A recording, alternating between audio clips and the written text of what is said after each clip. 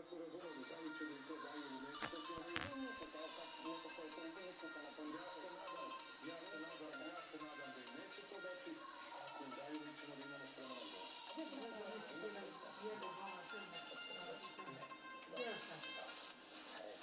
Neću da govorim zato što su to neke druge stvari koje se tiču bezbednosti. Ali ne na Božić.